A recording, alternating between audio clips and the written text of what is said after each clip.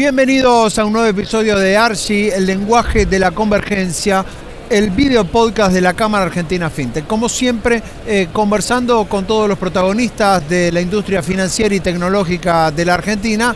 Y en este caso es la hora de hablar con los reguladores, es la hora de hablar con ese rol tan central para la evolución del sistema financiero y del mercado de capitales que por supuesto lleva adelante la regulación estatal. Le vamos a dar la bienvenida a Roberto Silva, presidente de la Comisión Nacional de Valores. Roberto, gracias por acompañarnos. ¿Cómo estás?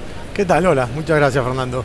Bueno, en todo este escenario de transformación que está teniendo el sistema financiero, con la incorporación constante de nuevos jugadores, con un grado cada vez mayor de interoperabilidad y de interacción, ¿cómo juega el mercado de capitales? ¿Cómo juegan ustedes con el rol de regular el mercado de capitales y, por supuesto, incentivar a que haya cada vez más empresas fintech dedicadas a ese terreno?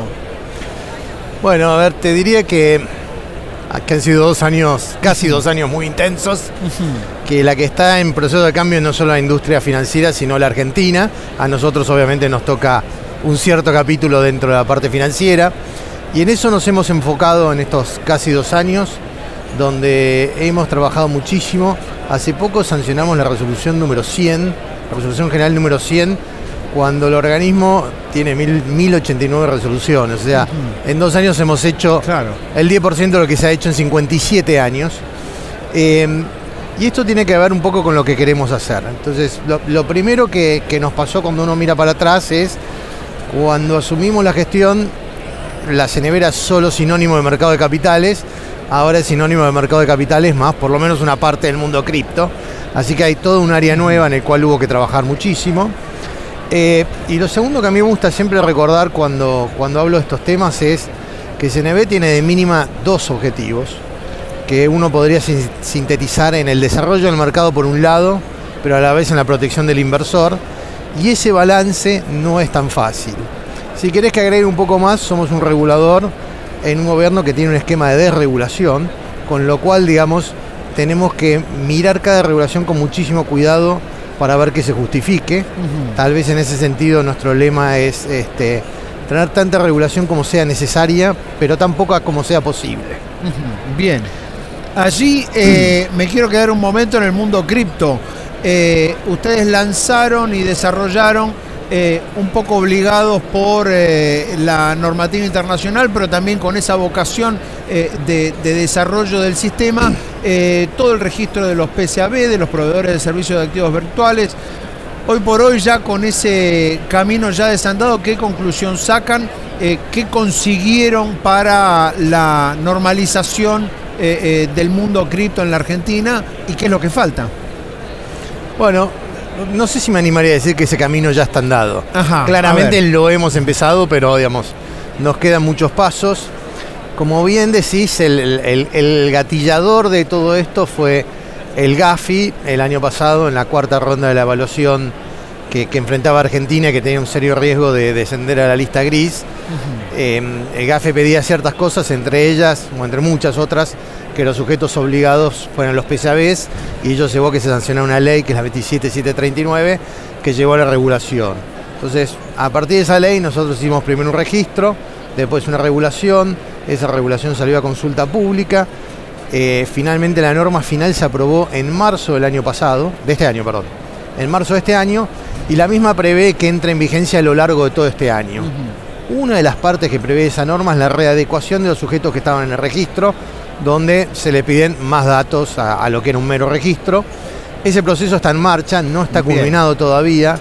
Llegamos a tener unas 165 PSAB registrados. Que en base a ese proceso podrían ser menos. Bueno, hoy estamos en 100 aproximadamente, pero ese proceso está en pleno curso, porque si bien los plazos para presentarse ya transcurrieron, como desgraciadamente era de esperar, hubo muchas presentaciones sobre la hora o sobre la fecha final, con lo cual están todas en curso, revisándose con vistas corridas, con lo cual no tenemos un número final, pero sí en este momento estamos en aproximadamente 100, que es un número importante.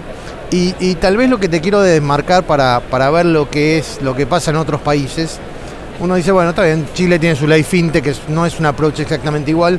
Brasil recién ayer pudo sacar su regulación de PCABs después de 2 consultas públicas, y la ha hecho de manera muy diferente. Todavía me falta mirarla en más profundidad, pero la ha hecho de manera más diferente porque ha regulado PCABs mucho más como una entidad financiera, cuando, si querés, nuestro modelo es autónomo, pero se parece más a lo que es un agente de bolsa, una LIC, diría uno hoy en día. Bien, no al de un banco. Con menos exigencias. Decididamente tiene menos exigencias y es menos reglamentarista, no solo en capital, sino en muchas otras cosas.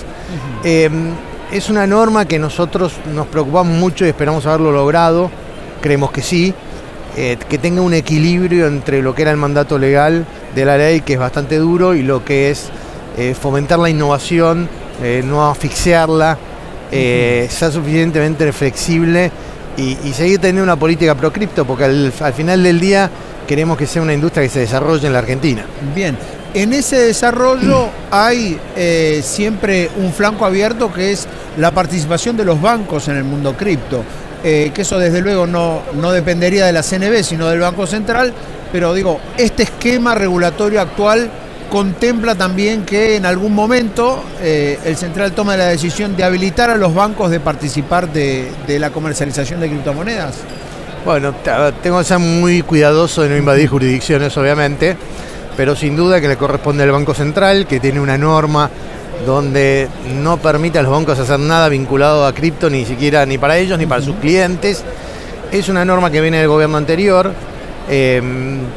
Yo quiero tener fe de que en algún momento se va a revisar, pero obviamente es una competencia del Banco Central, y a nosotros nos gustaría sí tener como PCABs no solo a los sujetos nuevos, a los exchanges y a las billeteras. Nos gustaría que también los participantes tradicionales del mercado, como las ALICs, puedan operar en este nuevo mundo, y tener, además de su patente de ALIC, su patente de PCAB, y obviamente que sería muy bueno para el ecosistema que los bancos también participasen, pero obviamente eso depende de una decisión, como dijimos, del Banco Central. Y con ese criterio de compensar las dos cosas, ¿no? Por un lado el desarrollo y por el otro lado la protección al inversor. Hoy el inversor argentino en criptomonedas tiene ese balance, ¿no? De tener opciones para operar, pero al mismo tiempo estar lo suficientemente protegido. Sí, a ver, pero, ¿qué quiero marcar? No, sin duda. Nosotros hoy tenemos un marco que regula los sujetos, a los PCABs, que es lo que tiene la ley 27739. No tenemos una ley de activos virtuales o una ley cripto, con lo cual es relativamente limitado cuando un activo virtual puede ser un valor negociable, y si es un valor negociable y se ofrece públicamente, entonces sí cae dentro de la jurisdicción de la CNB.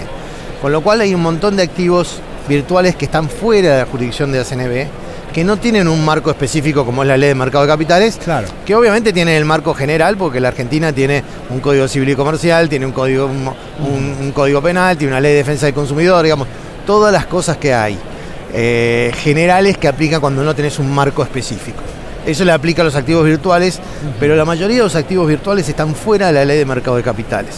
Bien, vamos a meternos en el tema tokenización de activos, que también ocupó gran parte de la agenda de la CNB en el último tiempo. ¿Qué expectativas tienen en ese terreno? Y sobre todo, me imagino que es la pregunta que te hacen habitualmente, ¿qué ejemplos y chances de aplicación en qué mercados y en qué negocios tiene la reglamentación que emitió la CNB sobre tokenización? Bien, déjame empezar por el ejemplo, que por ahí es lo más ejemplificativo, diría uno, repitiendo el concepto, pero a mí el concepto que me gusta para explicar esto es el que utiliza la industria inmobiliaria o de real estate, en el cual viene y dice, bueno, yo tengo un departamento de 100 metros cuadrados, digamos que ese departamento de 100 metros cuadrados vale $100.000, pero no tengo $100.000 para adquirir el departamento. Sin embargo, me encantaría hacer una inversión inmobiliaria, porque quiero ganarme la renta inmobiliaria, quiero ganar con la apreciación del valor del inmueble, lo que se llama la ganancia de capital o el capital gain, pero querría participar con una ficha más chica porque no tengo tanto dinero. ¿Cómo hago? Bueno, ahí es donde viene el ejemplo de la tokenización, que dice, bueno, lo tokenizo, lo parto en pequeñas fracciones, es decir, lo partimos en 100 fracciones de un metro cuadrado. Si se ve en la cuenta, eso me da que cada fracción, cada metro cuadrado vale $1.000. Entonces, bueno, $1.000 tengo, no tengo 100.000, pero tengo 1.000. Puedo invertir. Entonces, a partir de eso me permite participar de un negocio, en una fracción de un negocio que es mucho más grande y llegar a un público. Vuelvo para atrás y vamos a la parte más técnica. Nosotros lo que hicimos ya desde el principio de año, primero sacamos una norma en consulta y después la sacamos en 3 tramos, donde habilitamos la tokenización con ciertas limitaciones. Porque no tenemos una ley de tokenización, entonces nos tuvimos que mover dentro del marco regulatorio que teníamos. El marco regulatorio que teníamos exige que los valores negociables sean emitidos de manera cartular o escritural y que estén en nuestro depositario, que es la caja de valores. Por ende, no podíamos tener una tokenización nativa. Entonces, pero lo que sí podíamos tener es lo que habilitamos, que es una representación digital adicional, la cual se mueve en el mundo digital y convive con la tradicional. En el ejemplo donde pongo, si uno tuviera una emisión híbrida, 50% mercado tradicional, 50% mercado digital, la mitad que está en el mercado digital estaría en caja de valores a nombre de una única persona, que lo llamamos titular registral, inmóvil, y eso se mueve por el mercado digital en lo que tradicionalmente llamaríamos un exchange, sin reflejarse en la caja de valores, sí, obviamente en los registros del exchange. Bueno, esto permite que convivan el mundo tradicional con el digital. Está habilitado de una forma que es un sandbox, es decir, una prueba piloto a lo largo de un año. Lo hemos ido instrumentando en etapas. Primero empezamos con lo que se llama activos del mundo real o real world assets, en el cual se puede poner un departamento dentro de un fideicomiso y tokenizar los valores que emita el fideicomiso. Y después habilitamos lo que se llama Tokenized Securities, o directamente la representación digital de los valores que cotizan en bolsa. Y por último, una etapa técnica donde hay ciertos valores que estaban excluidos, como los de aprobación automática por mediano impacto, que los incluimos.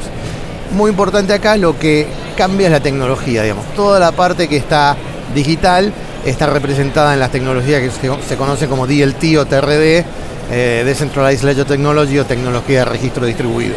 Bien, y hacia allí es donde ustedes creen que va a estar sobre todo orientado el desarrollo del negocio, ¿no? Digo, enfocado en real estate, pero con la puerta abierta a otros sectores. No, está abierta a muchísimos sectores, y acá la innovación no la proveemos nosotros, la innovación la tienen que traer los mercados. Nosotros proveemos el marco regulatorio. Bien. Pero escuchando, digamos, al mercado, pareciera que hay una necesidad de desarrollar no solo industrias con tecnologías nuevas como la que te mencionaba de DLT, sino con distintas formas, lo escuchábamos recién en los paneles, operabilidad 724, que sea más fácil traspasar las fronteras, y al final del día, como dicen la gente en el mercado, el sueño de que alguien en Malasia pueda comprar a las 3 de la mañana alguna inversión en la Argentina. Son formas de democratizar las finanzas, pero también de atraer inversores extranjeros. Entonces, nosotros lo que tenemos que hacer es habilitar las normas para que sea posible para los mercados, para los participantes del mercado, desarrollarlo. Bien, en el último informe de la Cámara Argentina Fintech, que fue la primera gran radiografía de cómo está hoy el sector fintech en la Argentina, el mercado de capitales e inversiones resultó ser un sector protagónico dentro del mundo fintech, casi inmediatamente después de los medios de pago. Allí lo que más convoca es el mercado de capitales. ¿Qué crees que falta para ese desarrollo? Y sobre todo, la orientación que trae hoy el mercado de capitales está más volcada al mundo fintech que al mundo tradicional. Es decir, hoy el inversor, y sobre todo, si las cosas van bien, el pequeño inversor que se suma a comprar un bono o a comprar una acción, está más cerca de una billetera que de la LIC o de la gente de bolsa tradicional. No, a ver, el fenómeno fintech es un fenómeno muy amplio. Fintech quiere decir tecnología aplicada a las finanzas. En un país que tiene supervisión especializada, organismos de control especializados como la Argentina, caen distintos organismos. Toda la parte que tiene que ver con pagos y eventualmente podría ser con las stablecoins cae dentro del Banco Central, también las finanzas abiertas. Toda la parte que tiene que ver con la regulación de los sujetos PSABs cae en CNB, eventualmente la de los activos virtuales y sin ninguna duda la de la tokenización. Entonces, primera parte, nosotros regulamos una parte de ese fenómeno. Dentro de esos fenómenos, nosotros somos reguladores del mundo tradicional del mercado de capitales y somos un regulador del mercado de capitales. De ninguna manera vivimos esto como una dicotomía de uno u otro. Todo lo contrario, lo vivimos como ecosistemas que tienen que terminar siendo integrados e integrales al final del día, que obviamente la irrupción de cualquier tecnología nueva irrumpe un poco los planos existentes, pero creemos que puede haber un mundo donde coexisten y no es uno u otro de ninguna manera, y creemos que deberían participar más los participantes del mercado tradicional en las nuevas tecnologías. Bien, con lo cual serán los tradicionales los que vayan sumando esta clase de herramientas. Sin duda que tenemos todos los del mundo nuevo y los exchanges y las billeteras, como dijimos. De a poco se vienen sumando los participantes del mercado de capitales tradicionales y, como decíamos al principio, nos encantaría sumar también a los bancos para que el ecosistema sea más completo, más competitivo y al final del día el consumidor tenga mayores opciones. Muchas gracias, Roberto, por acompañarnos. Bueno, de nada. Roberto Silva, presidente de la Comisión Nacional de Valores, aquí en ARGI, el lenguaje de la convergencia, el video podcast de la Cámara Argentina FinTech, trayéndonos la voz de los reguladores con una agenda importante, con una agenda en constante desarrollo. Hablamos de tokenización de activos reales, hablamos de cripto y sobre todo hablamos del acceso al mercado de capitales de los pequeños ahorristas. Todos los caminos que se van sembrando en base al universo fintech y en base a este ecosistema que por supuesto sigue teniendo cada vez más desarrollo. Nos podés seguir en el canal de YouTube y en el canal de Spotify de la Cámara Argentina FinTech para tener todas las novedades al día del sector. Gracias por acompañarnos.